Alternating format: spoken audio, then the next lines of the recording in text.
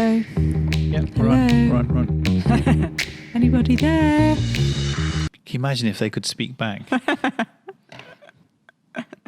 They do in the comments. Welcome to the Swifty podcast, inspiring positive change through design, innovation and technology.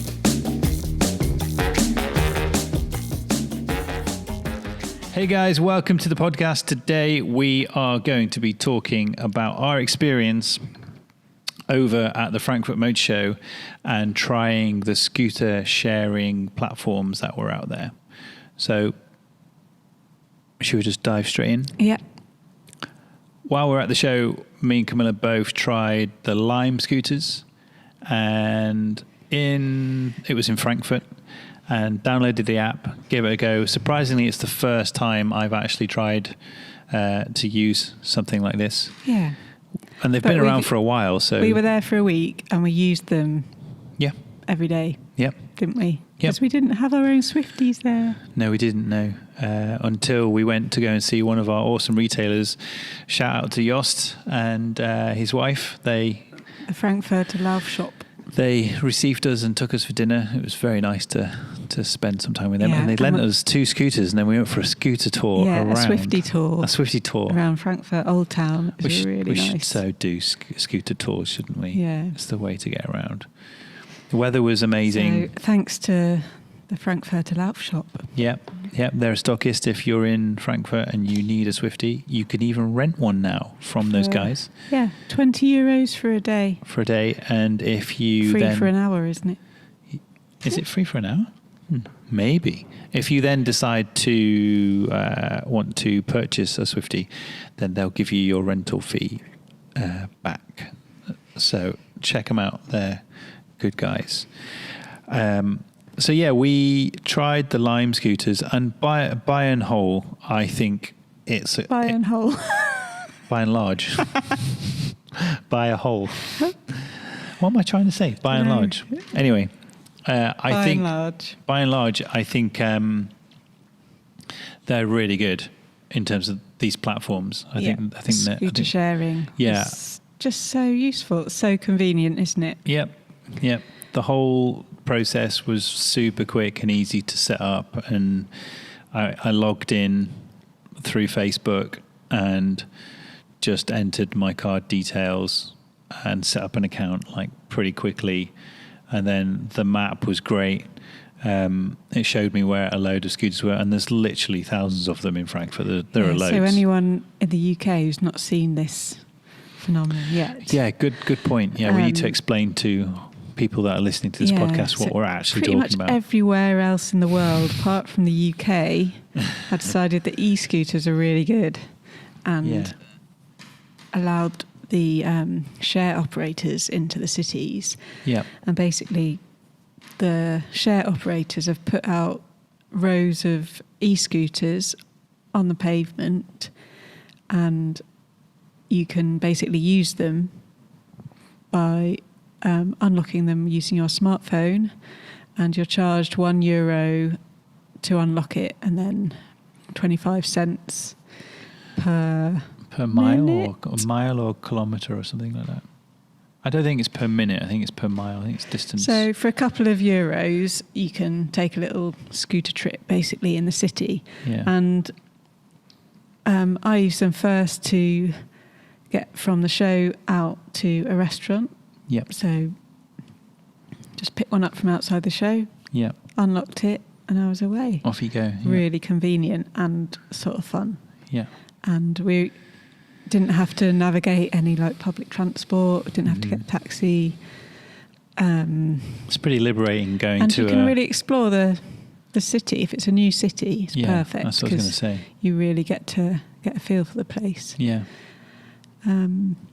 So I used one to the restaurant, one from the restaurant back to the tram station, and then I used one again when I commuted in the morning, jumped on the tram, and I got to the city centre and my connection wasn't working, so I couldn't figure out the buses. Right, okay. So I was at the main junction in the centre of Frankfurt and I couldn't figure out the buses, and it was maybe a mile and a half to the show. Yeah. And I that's over half an hour walking. Mm-hmm. So it's still convenient. So I just took a scooter and off I went. I never thought about this until just now, but you know how difficult it's been. It's pretty difficult to navigate your way around somewhere like Japan, where it's like complete different language. Obviously, it's a different language, but all the signs are really hard to read because obviously don't speak the language, and you can kind of do some like translation stuff, but it's really hard. But using Google Maps, it's dead easy. You don't really need a language; you just need to know where you're going, and then jump on a scooter, and then you could be there, right? Yeah. I don't think scooter sharing is legal yet in Japan. I don't think there's any operators there. I'm not sure. But the point being that if you're in a foreign country where there's a language barrier or you just don't know the city, pulling out your phone and just jumping on something like that is remarkably convenient. So I was the difference from getting a higher bike, like the difference is that you can have any clothes. I had like a long coat on, and quite a heavy bag. Mm-hmm. So for me, standing on a scooter was preferable. Yeah. Now there are some issues with standing on that scooter, though, aren't there? I.e., the quality of the ride, and so I think for people that don't know about what we're talking about, this industry has been. It's exploded, as Camilla said, in the last 2 years, and there's been many iterations of vehicles already. Generally speaking, they're all like a smaller wheeled scooter. So that if you're familiar with our scooters, they're not like ours. They've all got 12-inch, 8-inch. Sorry, not 12. 8, 10-inch max wheels. So they're small wheeled scooters. They're electric. They have a very high foot plate. A lot of if you're familiar with the Xiaomi scooters or the 9bot scooters, they were originally used and still are used, and they were a consumer product that was put out on the road to be used, which isn't really good for public scooter sharing. So you might have seen in the press, it's not good because it's not durable enough. Yeah, so that's what I was leading up to saying. You might have seen in the press that a lot of people get angry with them and smash them up, and it's a great waste and they get broken. So I think going to Germany was interesting because the Lime scooters were real beasts. They were like massive, heavy scooters. They're so much bigger than you think they are. Yeah. Like from a photo. Yeah. We've got some pictures on our Instagram, and we might actually thread this into this feed now for people that are watching. Literally up to my armpits. Watching. Yeah. And I couldn't lift it. So I drove my e-scooter along the cycle lane, and Frankfurt's perfect because every single road has a cycle lane. Yeah. But if you stop to look at the map or something, and you want to just stand on the curb for a bit, get onto the pavement, I literally couldn't lift it because it's too heavy. Up a curb to get onto the pavement. I reckon they were about 25, 30 so kilos. Heavy. So let's just explain though. So, because I think we need to dissect, like the reason why we're doing this video is obviously the scooter sharing economy is competition to what we're doing in some degree, but it's also complementary. And so we want to discuss this segment because our new e-scooter, which we are launching next year, is designed to be a consumer product predominantly, but we are also happy to sell that product into the scooter sharing economy because it's going to be connected. So our private fleets that we already offer for businesses, it will be able to be used in a similar way. So you'll be able to come up, unlock it, take it out for a spin. It's either free or charged. It's up to the operator to decide that, or ourselves if we're operating that fleet. So doing this review and doing this podcast, we're doing it because we wanted to understand the pros and cons of this type of form factor. And I think there are lots of pros and cons. By and large, I think that I mean, we only tried the Lime platform, but it is a great thing that's happened. I think it's brilliant. I'm really supportive of the other businesses that are out there that have made this happen, because quite simply, there are millions and millions of dollars that are being spent, potentially billions of dollars being spent globally by these big players out there that are putting tens of thousands of products on the streets, that are educating people into the nuance of riding an adult scooter. And that's fabulous, because what we experienced wasn't a very nice riding experience. It was really convenient. It wasn't a nice riding experience. So naturally, if you have ridden an electric scooter and then you think, actually, I might like to buy one, then you find our concept. Then this whole industry is helping us have more promotion, have more people know about the benefits of riding a scooter, and so it's a good thing. So I'd like to. Well, not just good for us, It's good for the whole industry. I think it's great. It's great for the notion of trying to make our air cleaner. It's good for the notion of trying to reduce our dependence on the internal combustion engine and fossil fuel vehicles. I do think we have to be really that's the careful. Main thing, isn't it? It's to clean up the air in the cities. Yeah, but we also need to be really careful that when we're making a statement like that we actually balance it with the reality. And the reality is, if you're going to make a product, there is an environmental impact. Fact. You can never get away from the fact that any manufacturing process will need energy. That energy has to come from somewhere. Very rarely is it completely 100% renewable, i.e. solar power, wind, whatever it comes from. To actually produce solar power, there is an investment in carbon anyway, because you're producing the solar panels. That's another manufacturing process. So we need to give it a level of perspective when the industry is saying that this is a really green thing to do. It isn't. Sure. It isn't a really green. It's not carbon neutral, is it? It's not carbon neutral. However, the difference between a really light vehicle that's maybe 20 pounds or whatever, 10 kilos or whatever, the environmental impact in the manufacturing of that is so small compared to that of a car. Yes, but also the problem is, in the infancy of this new business sector with the micromobility sharing economy, is that the kind of, let's call it the 1.0 form factor and products that were out there weren't designed for sharing. They were a consumer product that was then put on the street and shared. And a lot of that product has been vandalized, destroyed, landfill, smashed up, broken. I mean, some of the operators that are out there, their Instagram parody accounts are larger than the actual brand account, because people took it upon themselves as a bit of fun when you get drunk at the weekend to go and smash up these scooters, because they've caused friction because they were just put on the streets. They were littering sidewalks and pavements, right? Yeah.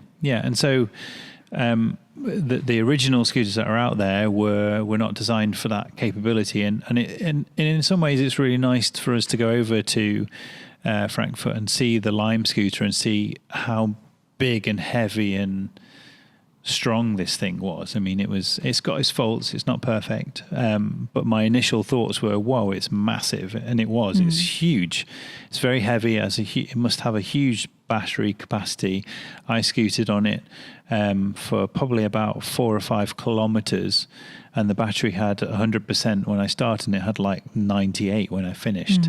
So it's got a huge range, that thing. Yeah. And I think the fact that it's really big and heavy, like you mentioned before, is probably a really good thing, because you want it to feel like it lasts longer, and you're not going to be able to pick it up really and smash the thing up. Because the whole industry had real trouble, because there was some reports saying that the average use of one of these shared scooters was 85 kilometres. Yeah, which is like awful, 2 months of riding. Wow. Which is not environmentally friendly at all. Well, that's also because they were saying that they couldn't fix them, so they just discarded them.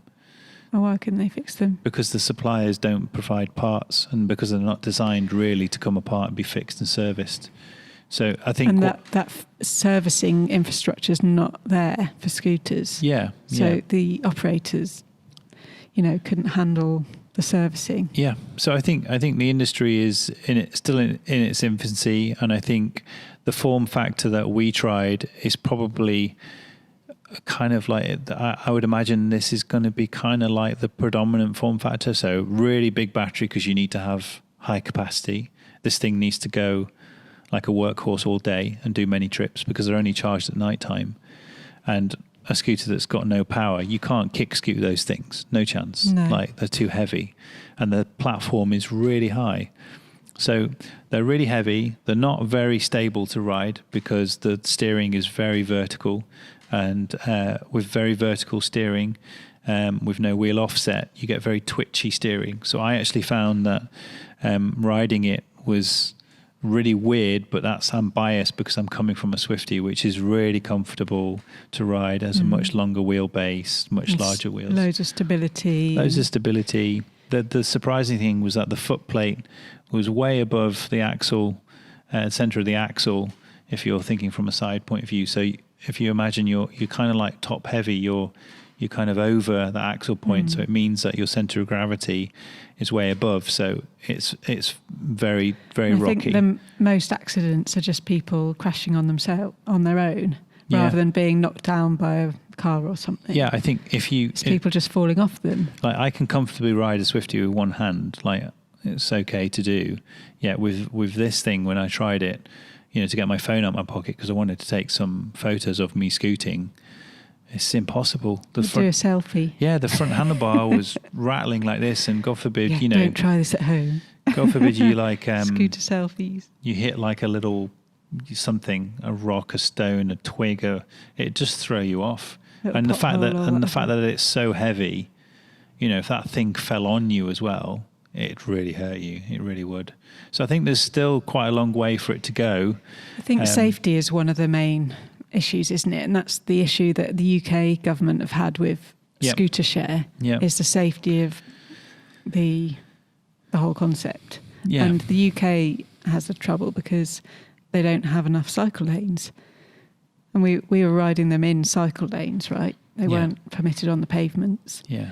So without that infrastructure there, I think that's where the UK is not ready for it.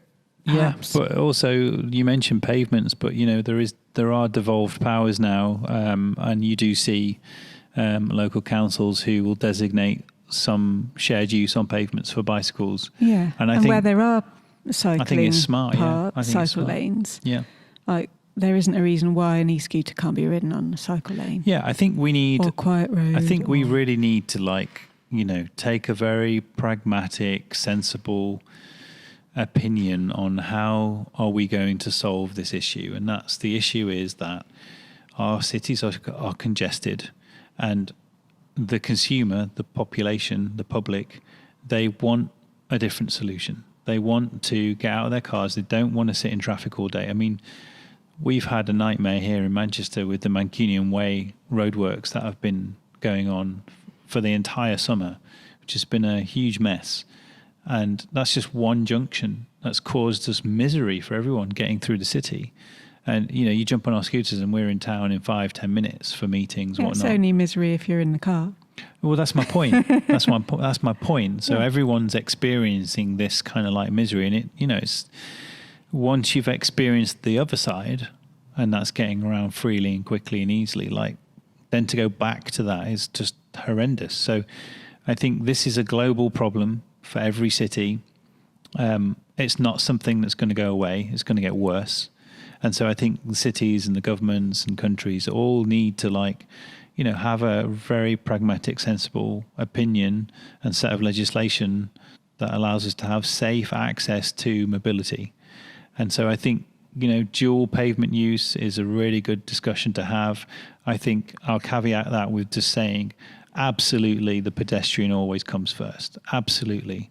And I think it's irresponsible for anybody to ride on a pavement around or through pedestrians. It's common sense. It's absolute common sense. Yeah, so and I don't challenges like pedestrians can be tackled using this technology, right? Yeah, so geofencing. Yeah, geofencing. It's great for the future of light vehicles in the UK, because some pavements are ideal. Yeah. Like our route to work, you can go up the A56 on a pavement on a scooter. Yeah, and there's not one pedestrian. You basically can travel 5 miles into Manchester and you pass maybe 3 or 4 pedestrians. Yeah. So it's crazy that, you know, you wouldn't be allowed or permitted to use it.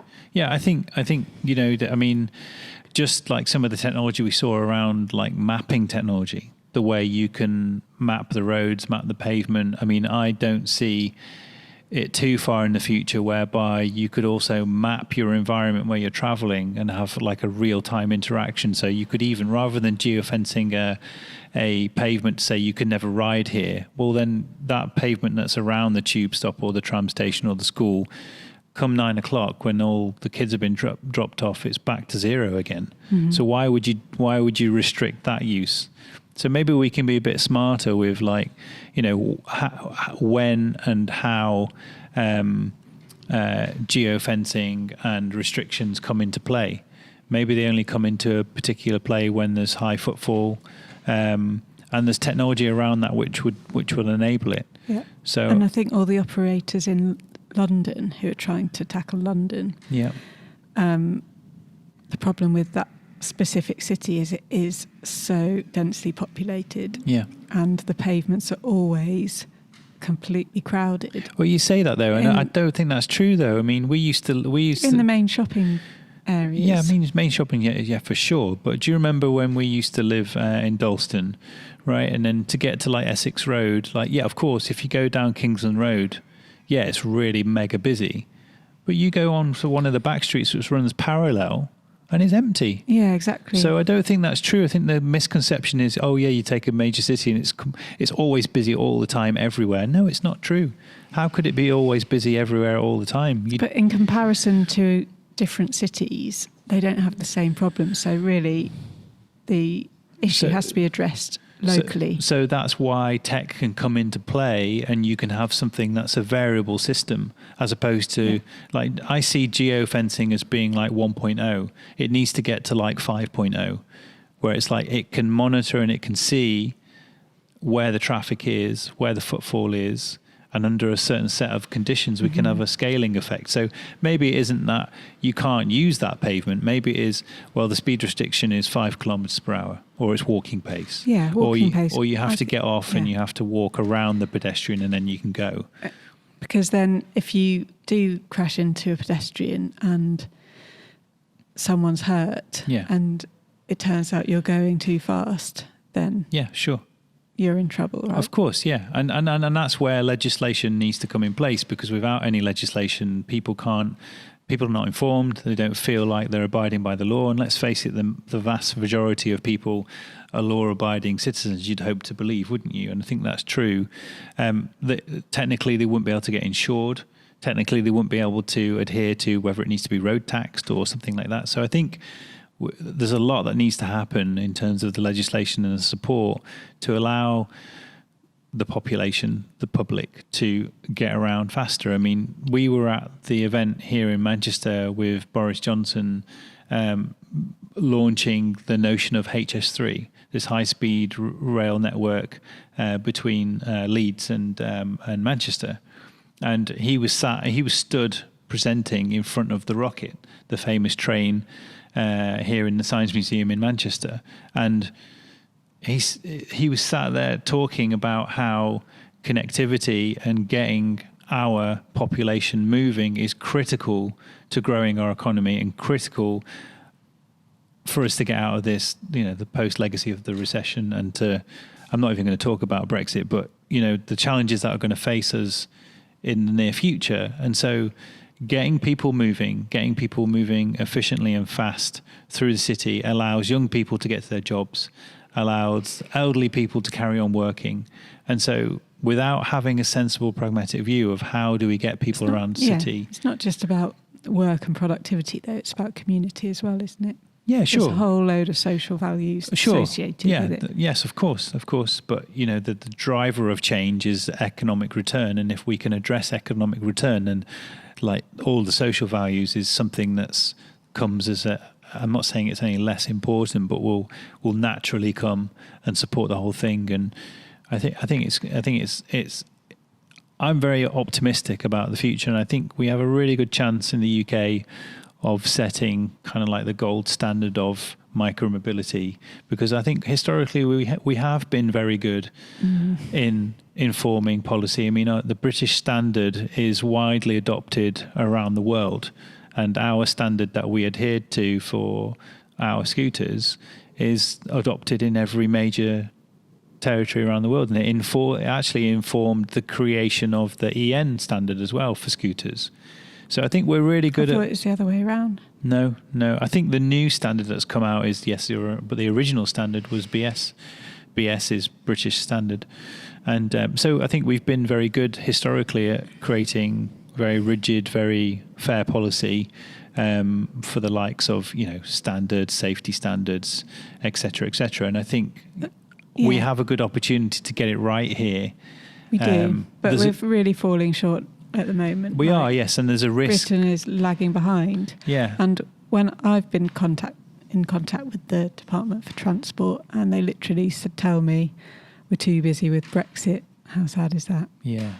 Yeah, but we've also learned recently that there is going to be some announcements coming up soon, and we've actually been invited recently to actually write in the consultation, write a feature and write a proposal, and we are busy putting together our thoughts as a company in terms of how can we make sure we address the wants and needs of the government and the local councils to help put a system in place that allows the community, the local community, the population, the public to scoot around safely on a vehicle like ours. And I think that's the way forwards. And I think it's great to see the likes of Germany, change their legislation so fast to allow electric scooters. However, I think even though, as I said before, the Lime scooters and they're great, but yes, there are also issues, and I don't think they're particularly safe vehicles to use. I think they've still got a long way to go in terms of making them optimized. If it was me and it was my company, I wouldn't be able to sleep at night knowing those scooters are out there. Really? Yeah, no. I mean, the fact that you can't ride that scooter with one hand just terrifies me. How many people are going to take their smartphone out, especially when they've been intoxicated on a Friday night, and try and do a selfie and fall off? I mean, you've seen the videos online of people face planting. I mean, you're right. It is people. So you've got people that have never ridden an electric scooter before, taking a 30 kilos plus EV out for the first time. Without helmet, without any training. Yeah. At least with a personal scooter. You've got some. I mean, the idea is I've got to get to the airport, or I've got to get to the restaurant, or I've got to go out to see my friends. It's not as if you're going to actually take a bit of time to begin with and go, right, I'm going to spend half a day getting used to this. So when you buy a personal product like ours, a consumer product, you take a bit of time to get used to it. But when you're going to be using something like a sharing device, and often you're in an unfamiliar place. Yeah, if you're in an unfamiliar place, or there's social pressure. I guess you're out with your mates and you don't know, and everyone else is good, and you feel like you can't moan or complain about it, and oops, you fall over face plant, and it could be a life-changing event, couldn't it? And I think there's something not so smart about that. Would have been good to have a helmet on, I have to say. Yeah, I mean, and then there's the complexity of helmets, right? I mean, would you feel comfortable wearing a helmet that's in some kind of helmet container box. In a box on a scooter that somebody else has written? No thanks. I mean, no chance. I'm not. Might be a bit sweaty. Yeah, I mean, there's a legit reason why you wouldn't want to wear that, right? You just wouldn't. I mean, there's all sorts of hygiene issues there, and who would be responsible for that? Where would the legislation fall? I mean, go 10-pin bowling in those awful shoes that you have to wear. They spray them full of some kind of napalm before you put them on. So anyway, that's by the by. So I think there's still quite a long way for But hardware will improve. The it can only improve. It should improve, yeah. But I've got this feeling that it'll still. I think it'll grow in size. I think they'll get bigger. I think they might go up in wheel size. I'm not sure. But I think there will be very big and heavy objects because they need the capacity and the range. And there's nothing on the horizon really that can. I mean, titanium oxide batteries. Any thoughts on docked versus dockless? Yeah, so I think. Dockless was sort of fun, but I think for the companies, their challenge is the charging at the end of the day. People, they're paying people to collect them, charge them, put them back out, and that's one of the massive costs of their businesses. Yeah. So on business terms, that's a challenge for them having it dockless. Well, I don't think they can have a docked solution because they can't afford to do that in their business model because the cost of implementing a docked solution. That would then be the charging solution that you're saying. The infrastructural cost of implementing like a space in the city. I mean, they're free floating, so they can be anywhere. So they're already organised into the best location because you're picking it up and dropping off in the location where you're travelling to. So for example, so we couldn't have used that service. Scooting from the centre of Frankfurt to our apartment that we rented, if it was a dock solution, there's no dock. Because there wouldn't have been a dock there, would there? Or there might not be a dock there. So the cost of implementing that dock solution en masse, it's not going to happen. It's not going to happen. So the free floating infrastructure, I think, there are companies who they have like locks attached to them, so you can actually physically lock them to a bike rack. Okay. Yep. As well. Yep. And I think that's probably quite good. Yep. Yep. So that they're not picked up and like thrown into the road or something.